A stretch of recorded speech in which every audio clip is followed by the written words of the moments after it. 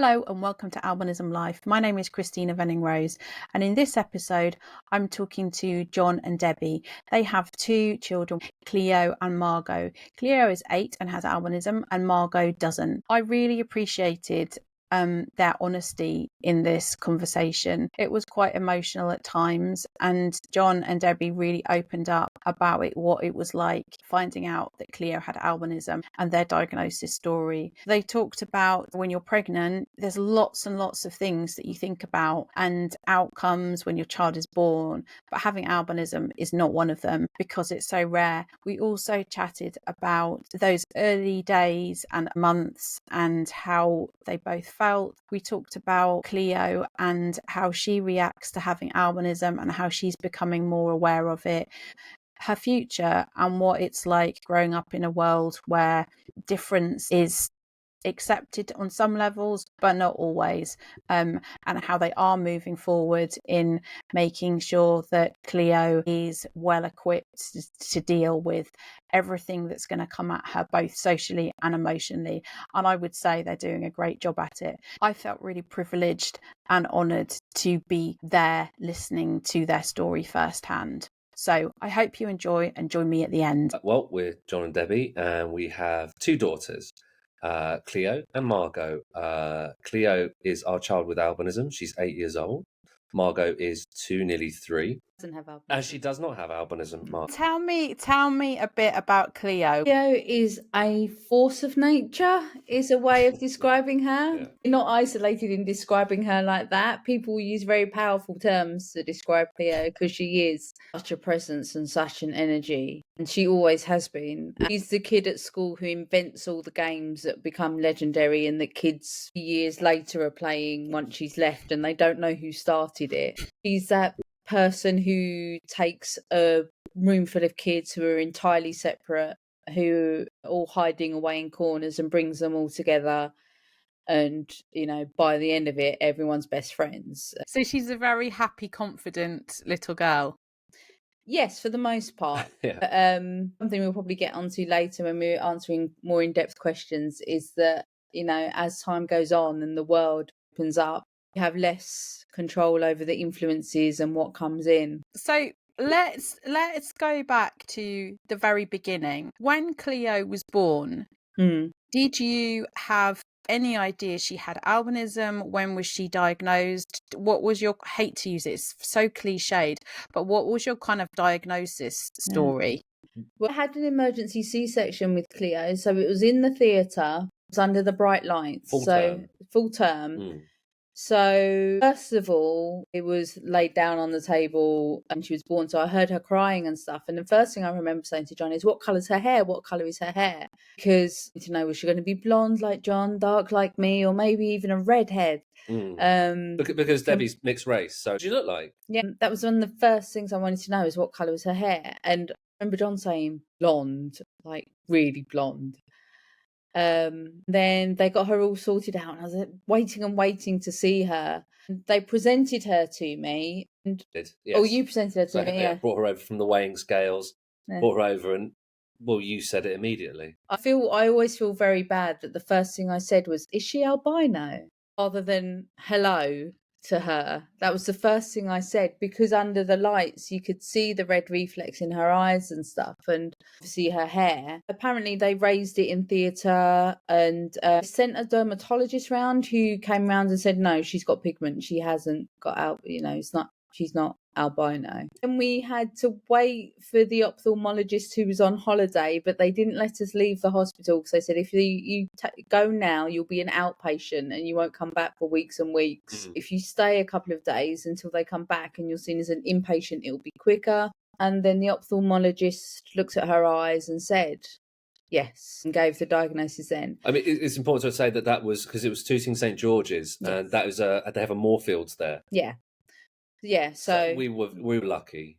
Like they said, if we left, we would become outpatients. It would have taken months to get the ball rolling, and we got it immediately. Yeah. So, like, even things like genetic testing and for us came really quite quickly. Within 6 months. Yeah, and then we had the genetic diagnosis as well, but the ophthalmologist was, certain enough. He knew. He didn't have to look, really, did he? It was literally formality. moments, and I knew as well. You know, you get people who say, "Oh no, she's not, and she's just blonde," and both of us, it was a big surprise because of all the things you're kind of put on your radar with pregnancy and stuff. Albinism isn't one of them at all. No. Did you know what albinism was? Did you come across it before? And absolutely, I knew what albinism was. I mean, I'd even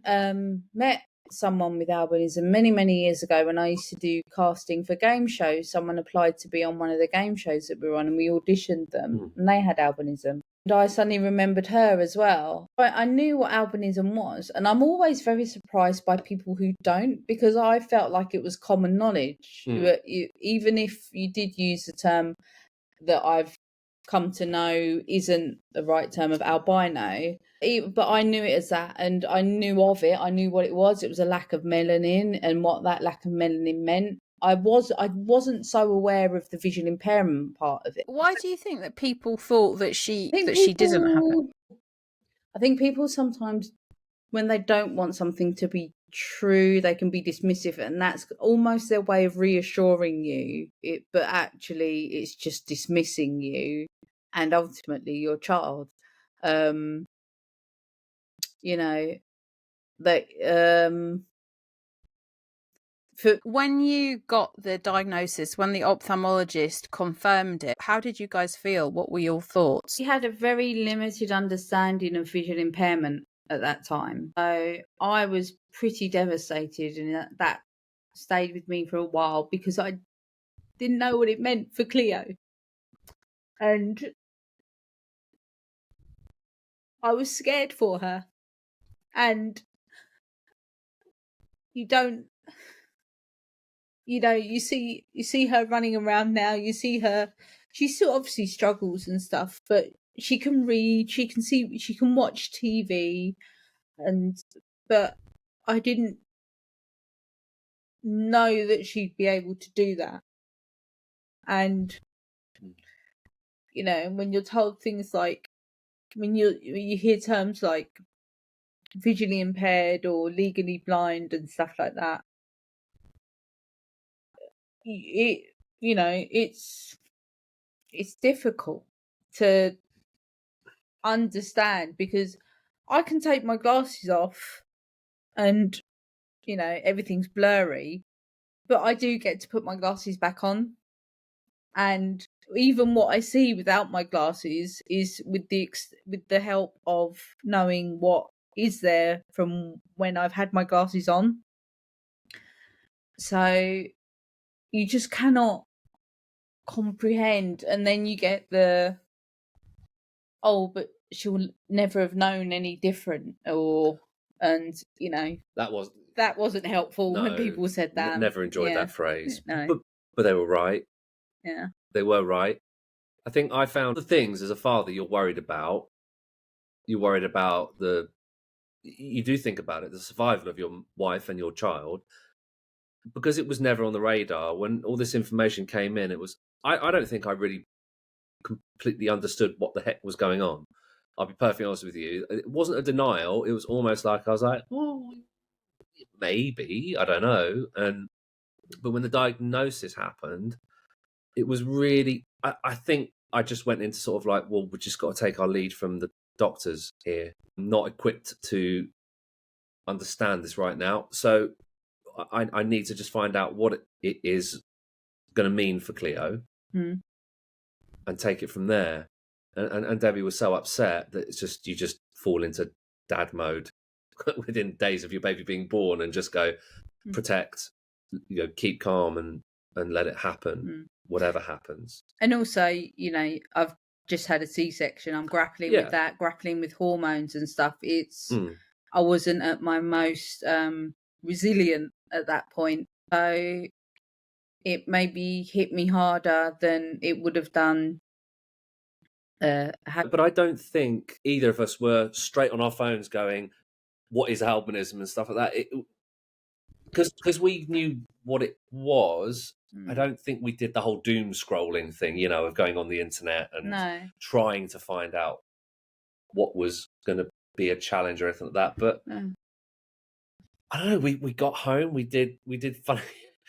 I remember we did funny things. That we got home and it was July. She was born in July. It was a hot July, and I remember we got her into the car under a blanket. We wanted to keep the car seat in, so when we got her from the car to the house, we covered her in blankets because we were afraid about the sun and of her eyes and her skin, and ran to the house as safely as I could. Because we were so new to it, you just went, well, I'm not risking anything, you know, and that's where you are at the beginning. Had you had like the correct information? Because some parents are given horrendous information, like, well, you know, you won't ever be able to take your child out and they'll have to be covered from head to toe in sun cream every second of the day, and you know, they won't be able to drive, they'll be blind. Were you given sort of relatively normal information? Or I think being attached to a Moorfields, I think we got a good information from the ophthalmologist. I remember the ophthalmologist, when I was upset, was reassuring me, and he said the world will not be dark for Cleo, like, and that helped. But it will come with its limitations and challenges.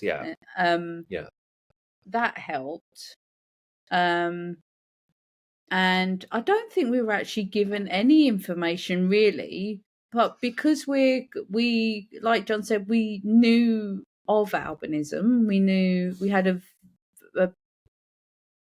reasonable foundation of knowledge about it, and I think we went into more of a let's learn what we can do to best support our child mode, rather than, it took me a little longer to get there, but I remember I was in TK Maxx at one point and I'd read about the you know, in making the most of vision and vision development, and there were some black and white books that they have for every baby, and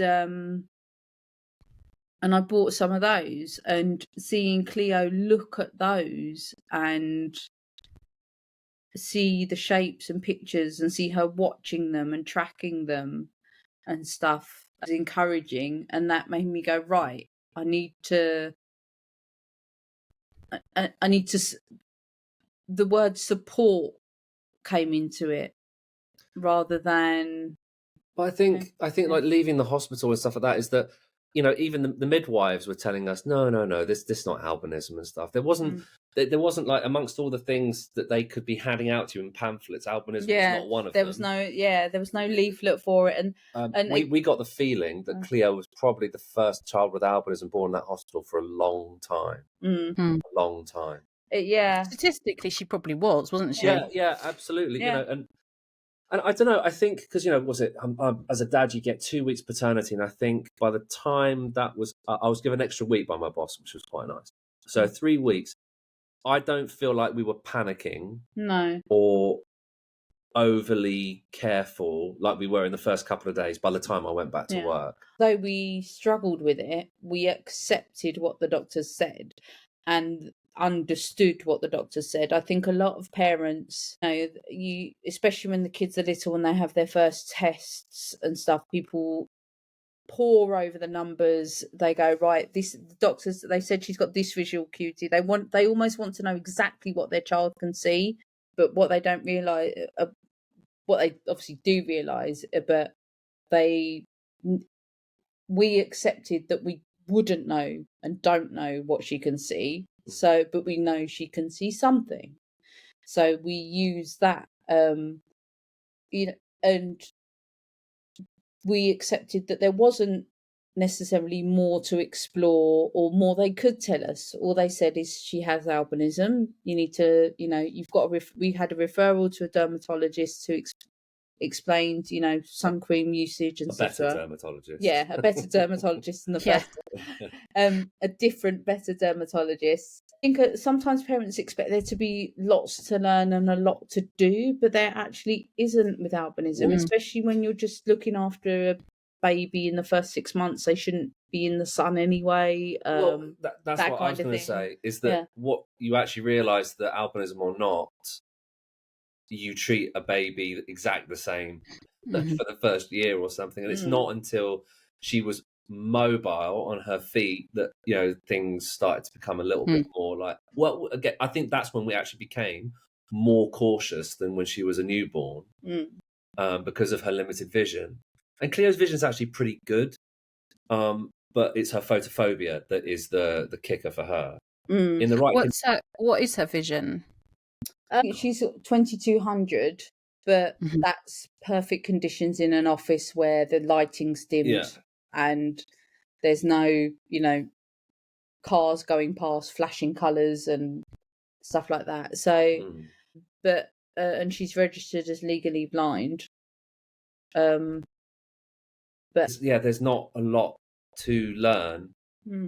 The learning with a child with albinism, I think what we found is just as they grow, and you know, we've now gotten to a stage in the last year or so where the sun cream thing is becoming a real issue, because it's not us applying it for her, it's her being different from her friends at school, having to do it 15 minutes before she goes out before break. She's the only one that does it, and it's annoying, it's sticky, it's, you know, in the hot days it's sweaty and gets on her clothes and rubs, and she doesn't want to do it. And so we have to temper that with keeping her more than well informed that it's important for her to wear it, but to really pick our battles with her, because we don't want to become a fight all the time. When she was a baby, were there any kind of challenges that you encountered that you didn't foresee? I guess now you can compare it with Margot, who doesn't have albinism. Was there anything that you kind of struggled with initially? I mean, I guess also, like, what about people's reactions to her as well? Funny enough, that's what I was thinking of. And the thing that I wasn't prepared for was being mistaken for the nanny and being asked if she's mine. But ultimately, people were just amazed by her. I remember I was sitting in a cafe once and a woman walked past the window and I saw her stop, run back and walk in to just marvel at Cleo and tell me how amazing she was. And she was the one who was like, "Is she yours, or are you a nanny?" kind of thing. I was like, "No, she's mine." She was a bit of a celebrity baby. Do you remember the baby convention? Yeah, we went to a baby expo at Excel Centre. Yes. Yeah. We had to get her out of the pram. She'd woken up from her nap and started crying. So we went, okay, and then picked her up to settle her. As she came out, she was from Asian heritage, lots of baby hair, which was beautifully pillow white at that point as well. And we pulled her out, and literally everyone around went like that. So it was just, you know, we had some difficult moments with people not really understanding, people who don't have a self censor. That's one of the things I wasn't prepared for, was trying to temper my reactions. I'm always usually a very direct person, but I found myself, for example, you know, when you get so many people who say to her, "Oh, people pay good money to have hair that blonde. You know, people try so hard." And I was, and you understand that they don't know what albinism is. They don't know why she's got such blonde hair, and they don't know what it means for her. So you just go, "Oh, okay. Oh, yeah, yeah, it's amazing, isn't it? Yeah." And you It's just, the most irritating thing I someone could know, ever say to me. I know, and I'm like, and people say that, and and part of you's like, "Yeah, well, do you want the visual impairment as well? Then, like, do you want this? Do you want to have to apply sun cream and the nystagmus and the photophobia as well? Then, but they would just look at you blankly and not know. And The other one you get, it's that mixing up people's. You know, they're just saying to try. They think they're saying something nice, but they don't. and that's why you don't say anything, right? Yeah. The other one is, oh, you look cool in your sunglasses. Oh, it's winter though, darling. And he goes, well, yeah, She's optimistic about the but weather. there's a full cloud of sky, a sky of cloud, Yeah. which is reflecting a hell of a lot of bright light. So she's wearing her glasses and a hat. Yeah. But I'm not going to say that to you because then it's going to open up a conversation I don't want to have with you. And it's not because I don't like you. It's because I'm getting a cup of coffee and my daughter's getting a decaf latte and we're about to go off somewhere. So I go, yes. And then we just move on. Yeah. And as Cleo's got older, she started to notice that people would stare at her. And for me as well, one thing I really struggle with is people talking about her as if she's not there. They don't do it so much now she's older, but when she was younger, I remember I was somewhere and there was a woman talking to her friend and went, "Now that is blonde. She is well blonde. That is blonde." That's a curse of being a kid as well, though. You kids And do get I was like, "We're right here. Like, I know you're not saying anything bad about my kid, but you're talking about my kid really unashamedly, loudly in front of me, talking about my kid. Like, they can't help themselves. They have to say something about it, and it's like in other circumstances, you feel like they hold their tongue, and maybe they don't." But it seems just like the filter goes out the window. But then you got to remind yourself that those people have no filter all day long, and it's not just you and your child. That person will be unfiltered about if there's too much salt in their beans or something. You know. Yeah, exactly. I always, because people say, because like as an adult, I still get people like say mean things to me, like yell at me in the street and stuff, and I'll tell like a friend or my sister or something, and they'll be horrified, and I'm kind of used to it because that's my life. That's what I've been, that's what I've grown up with. I kind of accept it. I don't like it, but it is what it is. But I say, but you know what though? I won't be the first person that they've insulted today. They'll have insulted 10 other people about something else. That's the person they are, right? Yeah. It's not taking it personally. And it's reflecting it back on that person and going that you clearly have a bit of a malfunction going on. And think that it's appropriate to say those things out loud. By all means, think them. No one can control your thoughts. They're yours and yours alone. Keep them to yourself, though. It's that sometimes you just want to turn around and go, what contribution are you making to the world today? Because if it's to point out that someone's got bright white hair, well done. Like, yay. Bonus points for you. Like when people shout out in the street, "Oh my God, look, there's an albino." I'm like, and what do you want me to do with that? Like, all right. Who? Where? That's what you should do next time. You just go, what? Where? Who? Where? And just say, "Oh, me." We've tempered every not bad, but inappropriate comment with, I prefer to remember the lovely ones. And another one that sticks in my mind is we were sitting in our cafe in near our home, and I spotted a table across the way, a mum with 3 daughters, and these 3 girls were just looking at Cleo like this, drinking their drinks, just staring at. I sort of looked over, and the mum clocked me looking, and she went, "It's her hair. They just want her hair." You know, and it's lovely. It's just lovely. Yeah. Right? And that's not to say that Cleo hasn't had comments at school. There's the ones that you'd expect. Why are your eyes different? We were on holiday last summer, and some kids said, "You look like a granny with white hair." And you just go, Cleo clocks it. She notices it. She does, but she doesn't. She's not taking it to heart too much yet. Yeah. But I think as it gets more common and she gets more conscious of it, and once or twice you can shrug it off. And also, Jon and I, we're able to have that distance from it because we're adults, and it's not actually us. Although it's the biggest part of us, it's one of our children. It's it may as well be us because that's how closely you feel it. You do ultimately have that step back you can take, and other people's reactions adults astound me the most with their ignorance. Kids, When Cleo was born, Mm. and you told your families that she had albinism, Mm. what was their reaction?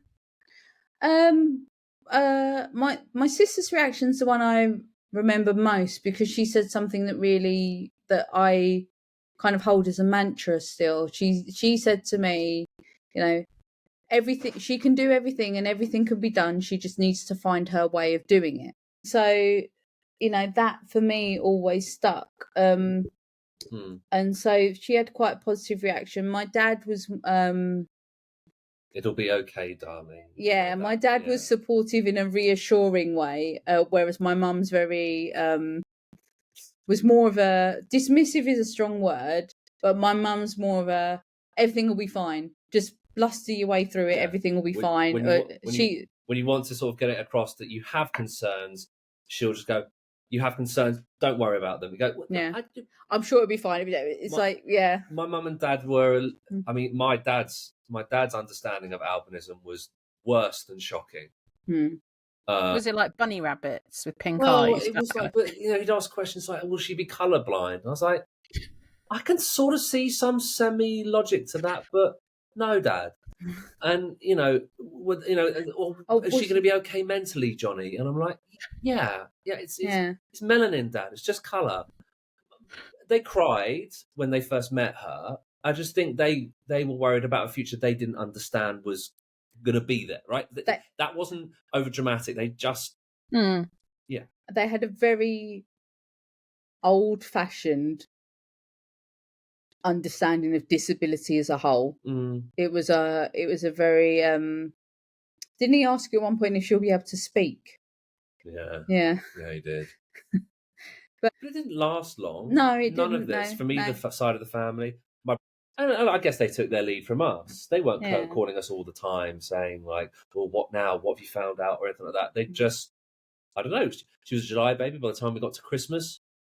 Yeah. I don't think she was ever particularly behind in her development, and I think as they saw her developing, just like us, they were reassured by her development. Development was so good that probably put us at ease. We were able to, we still had to push for appointments and stuff like that, but everything just was, it could have been a lot worse.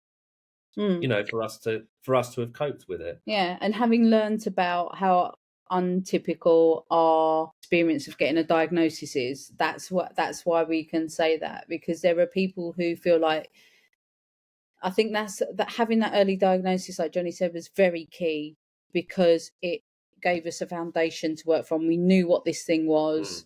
The people out there who are grappling for an answer,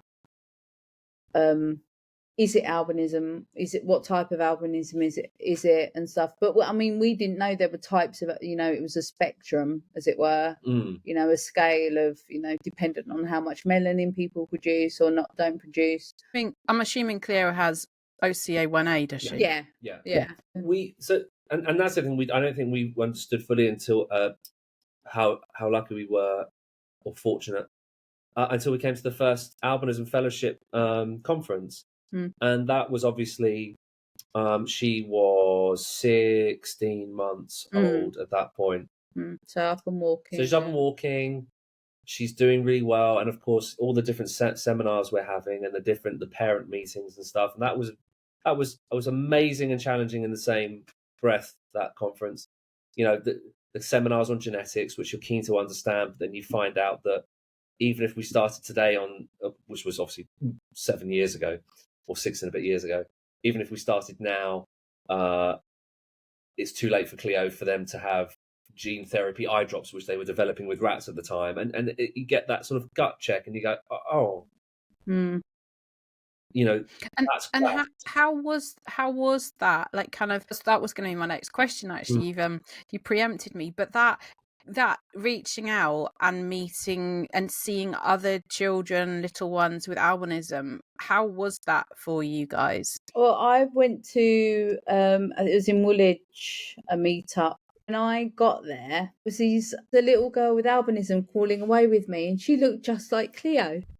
And it was the first, I just burst into tears. I haven't thought about that memory for ages. And That was the first time I'd ever seen another baby with albinism. And it turned out that the lady had twins.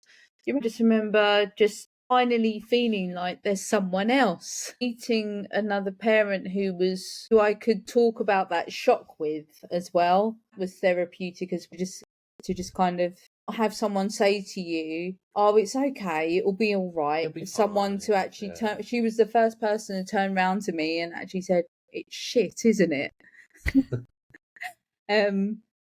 You know, and I was like, "Yeah, it is." As much as you accept it, and you love your child no differently than if they didn't have albinism or if they had anything else. We sought out the fellowship, actually. Yeah, I don't remember when we heard about it. I think we would have looked out for them quicker Mm. had we been struggling more at that point, but we hadn't reached out. I didn't feel that we necessarily needed them initially. We were in our own little bubble. I had an NCT group of friends.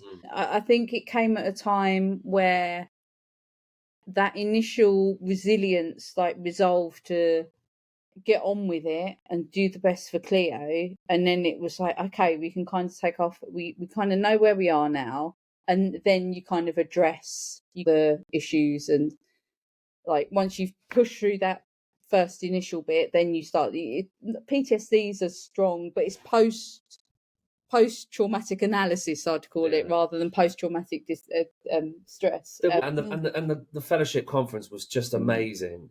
There's nobody else with albinism around here, so to see what effectively for some condition that's so rare, a sea of people with albinism, and the children running around, and the young adults running around, teenagers walking around and being in their group, and adults, all races, colours, creeds, and all different backgrounds. It made you see things can be okay, and it made you feel not alone, and it made you feel it's easy to feel why our family, why my child about it, because it is so rare. You don't see anyone else. And it really helped with the being alone, to actually immerse yourself for a whole weekend and being able to talk about it as well, and think all things albinism, do all things albinism for us was really good as well, because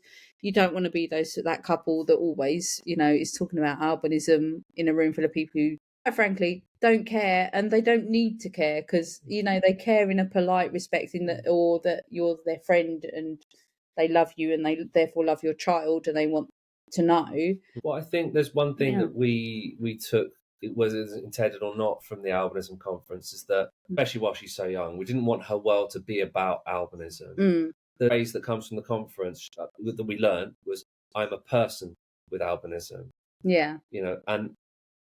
And that just resonated with us to say, no, Cleo, we're going to bring up a child first, then albinism comes into it. When it's a couple of years, she has been very much more aware. She is feeling the limitations, tripping, banging into things. Doesn't quite understand that when she gets really tired, she doesn't understand that it's part of it yet, but she will, and that'll feel like another limitation that albinism is bestowed upon her, and that'll feel incredibly unfair as well. So after not so bad time, that we're on the cusp of an important development time for a child with albinism.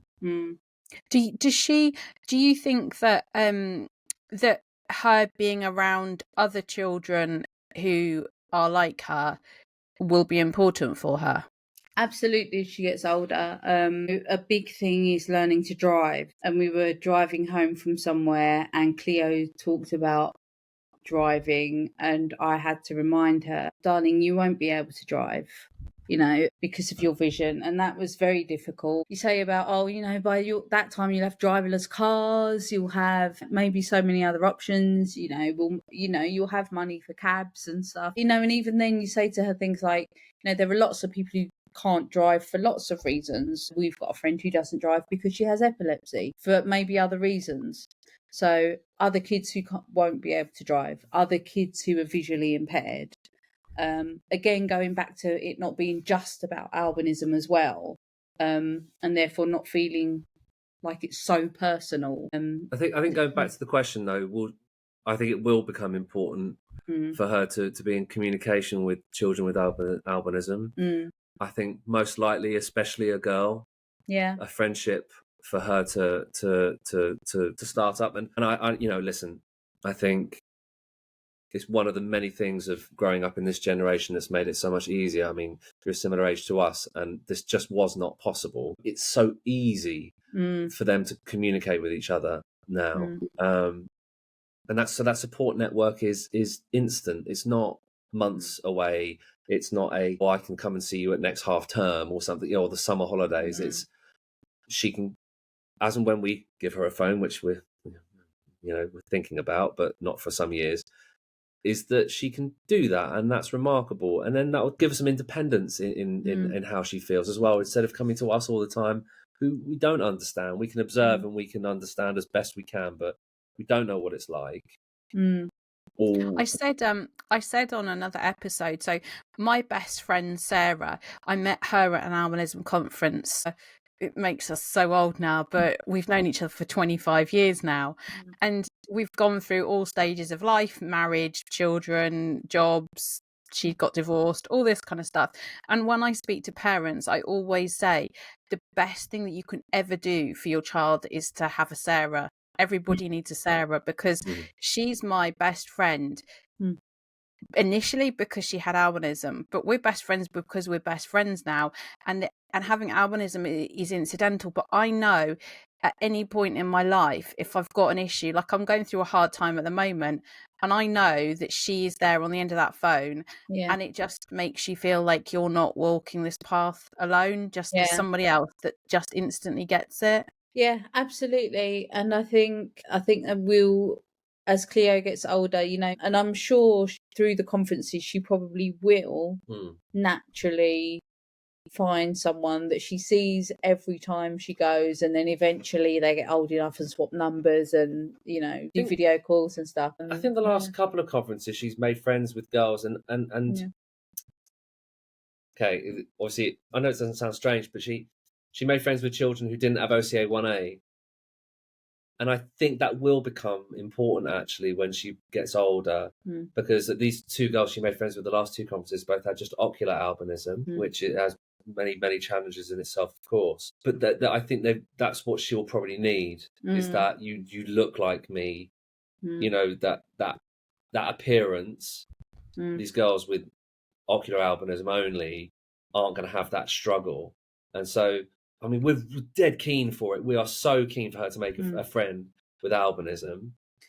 But that will come when she's old enough to have a number that she can swap. Whereas at the moment, her relationships are obviously reliant on us. So once she's old enough to have her own phone and her own number that she can give and swap and then stay in touch herself, that will change. Now, I personally think we're going to probably give her a smartphone slightly earlier than we would initially want to, just as a tool. For things like taking pictures on a school field trip. She can take a picture of something and then zoom in. Magnifying text on a board at a museum or something purely as a tool. I think there's something else that we need to say to the elder people, is that we understand that our daughter's growing up in a much kinder world to people with albinism than you grew up with. And we know you've told us stories before, and that they will remain private, that it wasn't fun growing up in the 80s and 90s. And that's a lot for older generations to deal with. They're seeing a much kinder world for these young kids now. And they want it. Of course they want it. But it doesn't make it fair. Yeah, but also there's still such a long way to go, because when push comes to shove, people do have their prejudices and the ignorances, and there's different challenges that kids face, like with the technology. People with albinism didn't have to fear someone taking a picture or video of them as they walk down the street so much as the kids today do, for example, and putting it online and ridiculing them behind their back. And so it comes with different challenges. But and that's a reality, and that is a reality as well. That's and that's that where happens. the honest conversations come in, and they're not sugarcoating it and saying everything's fine, because then you're just sweeping things under the rug, and you're dismissing your child with albinism's experience, and you're not aware of what they face, and you're in denial. I mean, we obviously won't get into it now, but there's shocking amounts of people who I've heard of that will just deny that their child has albinism and pretend they don't have albinism. And, there's still those people in the world in this day and age. And, that, like I said briefly earlier, we've always been honest with Cleo about the fact that, she won't be able to drive, or she does have a visual impairment. And we've and we do allow her to say, I don't like it, it's not fair. We don't try and go, but chin up, there might be, it's stay positive, and it's hard, or and when people are mean, we do try and remind her it does say more about them than you, but at the same time we just allow her to just get upset and angry as well, and that's where the honesty comes in. And I think in a weird way that honesty isn't brutal. I think it's more supportive, because the person with albinism, then, I hope, certainly in Cleo's case, is they feel heard and they don't feel dismissed, and they feel like you say, yeah, I'm sure it is. It's validation. Yeah. It's validation, So it and is everybody and needs to be validated. Absolutely, yeah. I think there's one thing we kind of missed out, though, was with school. Cleo was having trouble with a couple of girls, and although they're not old enough to really treat the albinism as the core reason, it was part of it that they were picking on Cleo. Because I would say the school were ruthlessly fast at dealing with it. Yeah. Absolutely. Like, we were like, oh, we'll hear from you in a couple of weeks once you've tried to get around to speaking to parents. No, they spoke to the Cleo and the girls that afternoon, spoke to the parents that evening. Next morning, I dropped off Cleo, and they're like, so I spoke to blah, blah, blah, blah, blah. Everything's in hand. And we're like, oh. Yeah. Okay. Now, if only all other schools could sort that out. So, but she has had a little taste of, and I think we know part of it was envy of her doing some modelling. And so they said, yeah, but you're only basically got all that because of your albinism. So she has had a little bit of that. And we are dreading high school, and when boys become involved, and or girls, we don't know. But but we are dreading high school, when relationships start progressing, and you wait for that first person to turn around and reject her because of her albinism, or that that crush that she's got says something about her albinism or something, and you worry about it, but you can't stop it. I mean, John and I have both, when we've talked about it, have always said, well, there was nothing particularly wrong with us, and we both got bullied at school. People will find a way to bully other people. It's just kids. It's just that some kids are more obvious than, more noticeable to obvious targets, more noticeable to people who want to find things to pick on easier targets.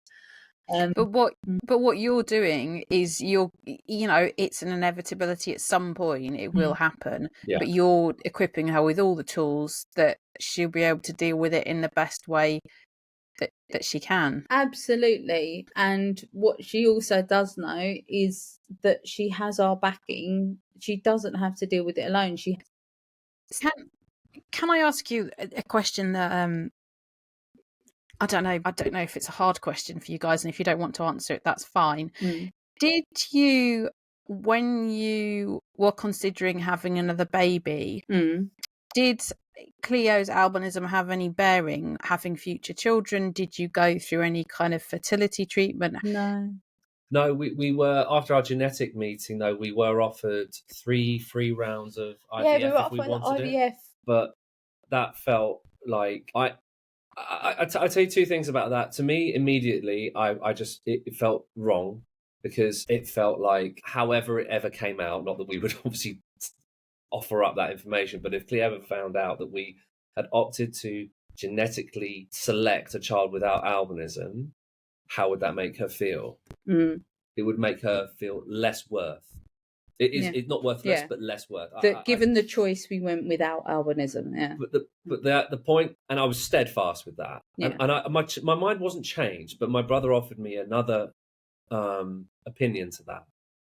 That he said, okay, and I totally understand, John, but have you thought about the second child, if it was born with albinism, and they find out that you had the opportunity to not let them be born with it, and you didn't take it, how would they feel? And he said, I'm not changing your mind. I'm just offering you up that other side. And I thought it was very interesting. But I don't think there's a single parent who wants to have albinism rid of this world. I think the only part it played is that we were prepared for it, the possibility of it this time. I think that was the only role it played. Was we in a odd way, we struggled a bit with Margot not having albinism, because it felt unfair in a way to Cleo. We told the midwife just before, because it was Margot was a C-section, but not emergency, planned C-section thing. And so we were prepared for it, completely prepared.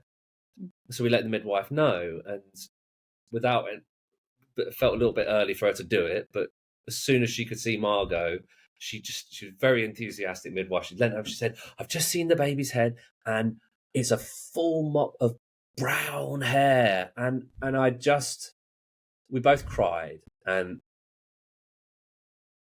I felt bad, because I just wanted to run home to Cleo.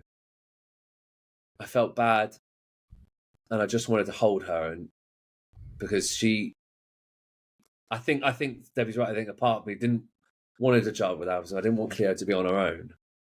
Yeah, I think that's it. I think I didn't want Cleo to feel different again. And I feel dreadful, because it makes me feel bad for Margot, because I should have been in the moment being just absolutely super happy that I had a new baby girl. We knew we were having another girl. And my first thoughts were not of her, but they were of Cleo. And it was just a heart-torn moment, really. Yeah. But we're happy. Has Cleo ever said my sister doesn't look like me or anything like that? No, she was 5.5 when Margot was born, so she really understood that she had albinism. Yeah. She did ask us when you were pregnant, will she have albinism? And we said, we don't know. And then she saw her, and I don't think it's not really come up. But Cleo knew. This is the thing about Cleo. She was so sharp and clever as a little toddler. I remember she wasn't even 2 yet. She said, I don't look like Mummy, Daddy. And I said, oh, what do you mean? And she said, I've got white hair, Mummy's got brown hair.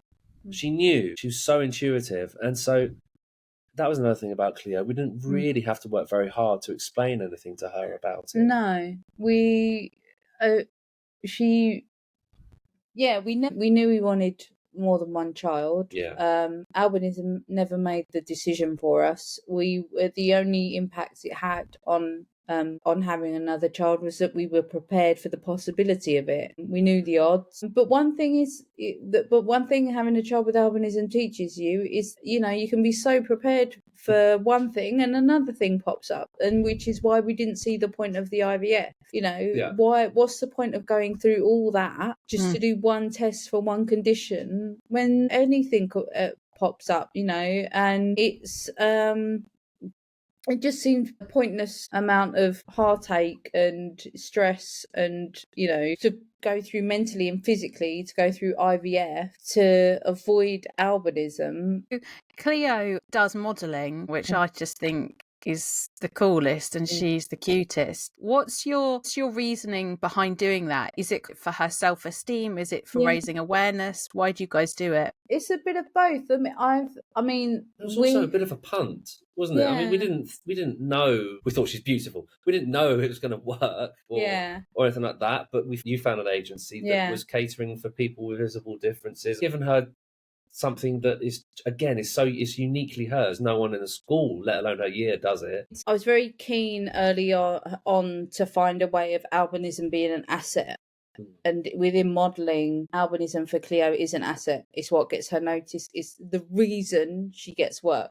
It's the reason people look at her and go, wow. And when I started researching agencies and stuff, it was, everywhere we go, she gets noticed, she gets stared at, she makes people go, wow. Why not let her get paid for it and do some cool stuff? I always say to her on jobs, do you still want to keep doing this? She says yes, but the moment she says no, we stop. I wanted her to see her albinism as an asset. As much as she can feel it's unfair that she has it, she can be angry about it, and all those things are understandable. I did want her to have something in the pros column as well. Also, her personality she just loved it. How does she deal with having photophobia and do modelling? Well, because she's got an agency that specialises in people with differences, they say she may need to wear glasses and a hat, depending on a lot of the stuff she does is fashion. So they get told, her outfit should include sunglasses options and hat options, or she just wears her own glasses. But people generally are really good. Yeah. If you could you could offer advice to parents whose child has just been diagnosed with albinism, what would be your top bits of advice? First thing, take a deep breath. Just stop. Don't panic. Get in touch with the Albinism Fellowship. First port of call. Don't go Googling stuff, and get yourself grounded in the reality of albinism, not what your fears might tell you or what you might read on some badly researched website on the internet. Just get in touch with the fellowship. Foremost of everything, remember your child is your child first. They put the albinism at the bottom of the list of things about them. If you've got a little baby, you can be so worried about the future, and you're never going to not worry about the future, no matter what someone like me and Johnny tell you 8 years in. That and by all means, do worry, because it is scary when you get told as a parent that there's this thing that you have no control over that your child has to live with. But don't forget to enjoy your child, love your child as they are. Albinism has more of an impact later on as they get older and their world expands and people become kids and their peers become more conscious of their condition. If newborn, just look after your baby, do everything the doctors say in terms of cream, shade, and get those ophthalmology appointments in, and there'll be a hell of a lot of admin, hell of a lot, and that will increase as they get older too. The hard work pays off in terms of that paperwork, making sure your child has everything they need and want, and you'll find yourself, you won't even notice it, you'll put yourself walking down the street, you'll find yourself walking between them and the sun, just to give them a little bit of extra shade, even though they've got a hat, glasses, sun cream on and stuff like that. Just because you just want to protect them that bit. You'll find a way. You'll always find a way of making sure your baby's okay, and you'll find a rhythm. You'll find your easiest way of doing it, and along the way, just this brilliant little person is growing. And like we always said about Cleo, is that with the albinism, it's just she's like made of magic, There's a little bit of stardust on them. Thank you so much for listening to that episode of Albinism Life with Jon and Debbie. I really enjoyed chatting to them, and I thought it was a really, really fascinating conversation. I know what it's like to have albinism, but I don't know what it's like to have a child with albinism. I just felt really humbled to listen to their story firsthand, and I think it's fascinating to hear people's experiences and how people deal with unexpected situations in a really positive way. If you would like to get in touch, please email info@albinism.org.uk, and I'll see you next time. Bye.